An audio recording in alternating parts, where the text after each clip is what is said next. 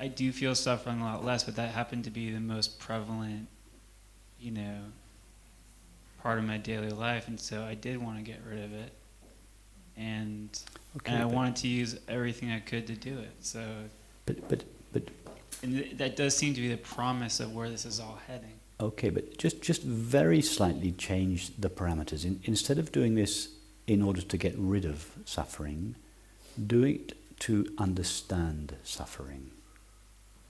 Yeah, definitely. So it's just, you're still studying the same thing. You're still exploring the same thing. Changing the mindset that way. But you're just doing it, this phenomena is appearing called suffering. This strange species of butterfly has appeared. And you're fascinated by it. Oh, how do you eat? How do you reproduce? How do you go around your life? You want to study all of its habits, but you have to be very, very careful with the butterfly. It's very delicate. You don't want to touch it. You touch it and you're going to destroy it because it's so... So you just observe it. Don't touch it. Don't get busy trying to change the butterfly. You're studying it under all sorts of different...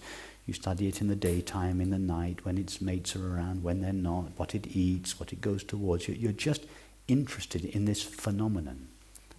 See suffering just like a phenomenon. After all, it is a phenomenon. Just explore it. Be interested in it. Don't go to war with it. Because you don't... Suffering is already made out of resistance. By going to war with it, you are just resisting it. You are piling one resistance on top of an already existing resistance. You are compounding the problem, compounding the suffering by trying to get rid of it. And that's why, as we all know very well, all the conventional means of getting rid of suffering don't work. They just, at best, temporarily alleviate it, but subtly perpetuate it. So take your hands off suffering. Explore it out of interest. What are you made of? Yeah. So it's fine. When you find yourself suffering, think, okay, great. Here, this butterfly's appeared again. Yeah. I'm going to explore it. Yeah. Explore it at the level of the mind and explore it at the level of the body. Both. Really think and feel, I want to understand this phenomenon that takes place or that appears so often in my life. It seems like it's related to these perceptual investigations in the sense that... Yes, it is. You're like, wow, when the suffering is occurring, it tends to be that there's this kind of contracted aspect, and when we're doing that breathing exercise, you realize, wow, it's... Yes, exactly. You're infinite. That's what these contemplations, like the contemplation we did this morning, is just studying one of the butterfly's legs, just one part of it. And, yesterday we studied another leg or another wing. It's just all studying this whole phenomenon of in this case, the sense of separation. So it puts it in perspective, but I can see why if you approach that exercise with the desire to get rid of something, then it would be counterproductive. Yes. Suffering, the only thing suffering cannot stand is being seen clearly. The reason for that is that at the root of suffering is an illusion. You can't do anything to an illusion because there's nothing there. You can't do anything to the water in a mirage. You can't go and collect it. You can't purify it. You can't drink it. You can't do anything to it because it's not there. The very best you can do is to go up to it and see that it's not there. That seeing relieves the desire to manage it or collect it or to... So it's like that with suffering. At the heart of suffering there is an illusion, a non-existent self. You can't do anything to a non-existent self. There is nothing there to do anything to. Seeing which means experiential understanding. Clear seeing is the best you can do.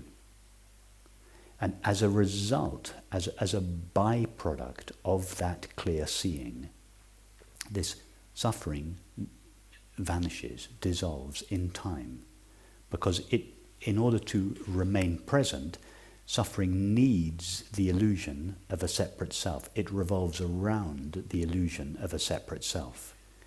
If that is truly seen to be non-existent, the suffering simply cannot stand. There may be old habits in the body-mind that run for some time. But those, because they are no longer supported by the belief and feeling of a separate self, these old habits gradually dissipate. So suffering vanishes as a byproduct of this exploration, not as its goal. Suffering vanishes in the same way that a headache vanishes. You wake up in the morning with a headache, and you get to the evening and you realize, oh, my headache's gone. I don't know when it went. I don't know where I was when it went. I don't know why it went. I don't know how it went. It's just, you just notice, oh, it's just not there anymore. That's how suffering disappears. It's a byproduct, not a goal.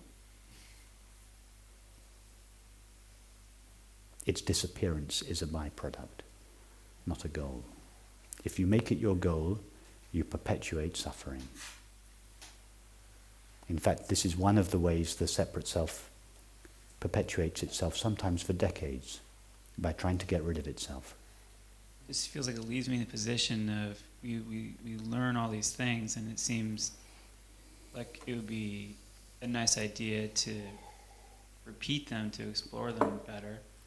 But truly, it's like the suffering that reminds me that I want to practice them. But if it's counterproductive to apply them. No, consider the suffering is to the mind what pain is to the body. Yeah? You put your hand in the fire, you experience pain. The pain is not a mistake.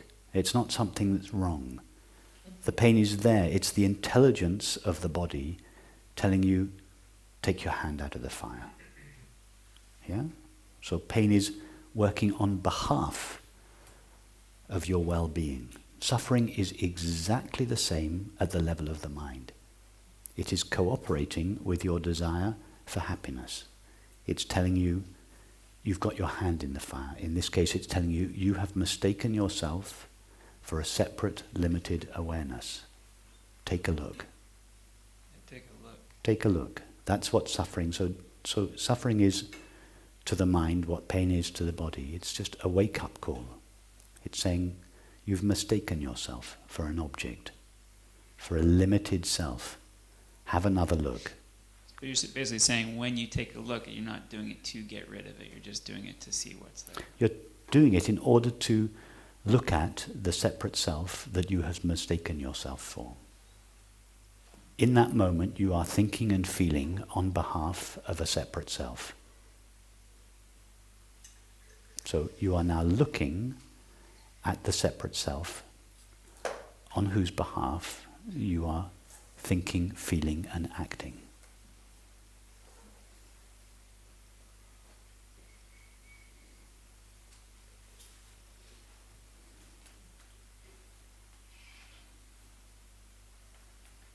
It's like you spend your life preparing jars to collect the water in a mirage.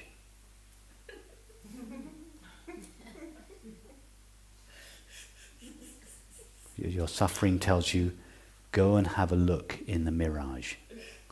Go and have a look at this water you are spending your entire life organizing and planning around. What's going to happen when you go up to the mirage and see the water isn't there? What's going to happen to your water jar business? You're just going to lose interest in it. You're just going to stop manufacturing. Yeah? There's no water there to collect. You just forget it and move on. So suffering is saying, go up to the mirage. See that there is no water there. Go into your experience. See that there is no separate self there. And that seeing will take care of everything else. And then if you want, you can engage, which I know you do want to, you can engage in these loving contemplations, which is a kind of cooperation with the dismantling of the water jar business. It's a way of going up to the mirage, right? No, it's post going up to the mirage. It's a post-enlightenment sadhana. Right? Enlightenment is seeing what we are. The dismantling of the water jar business is a post-enlightenment sadhana. It's what we do after the recognition of our true nature, and it's just a gentle, loving cooperation at the level of the body with what we have already understood. We're just helping the body feel itself in a way that is consistent with our new understanding. Honestly, maybe haven't experienced the enlightenment part. Well, in practice here, we work on both. Going back to the very beginning of our week here, we work on both the path of exclusion and the path of inclusion at the same time. We range all over the map. So don't worry if this extraordinary event called enlightenment doesn't seem to have taken place. Remember, enlightenment is not an event. It doesn't take place. The mind is not party to it. It's not present when this non-event occurs. It knows nothing of it. So don't worry about that. Just keep exploring what you truly are. Am I a separate, limited awareness? Or is the awareness that I know myself to be totally open, unlimited, and ever-present? Because the belief and the feeling that what I am comes and goes and is limited and therefore lacking, that is at the heart. That belief and feeling, that single belief and feeling, is at the heart of all your suffering.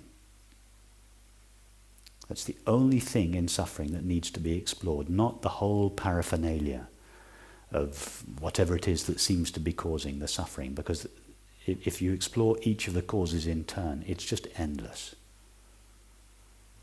Money, work, relationships, I mean, it goes on forever, but it's all these different colours, different facets of suffering. It all hinges on one thing, the belief that what I am, the I that is knowing my thoughts and hearing these words right now, the awareness that I know myself to be, shares the limits and the destiny of the body-mind. That's it. That is, with that belief, we seem to shrink into a separate self, and all our suffering is dependent upon that belief and feeling alone. So once that's clear, you become naturally one-pointed. You see that all your suffering is just based on one thing. So all your disparate energies are now gathered together in that one direction. What am I truly? You even forget about suffering because you're dealing with what's at the heart of it. You forget about the paraphernalia of suffering.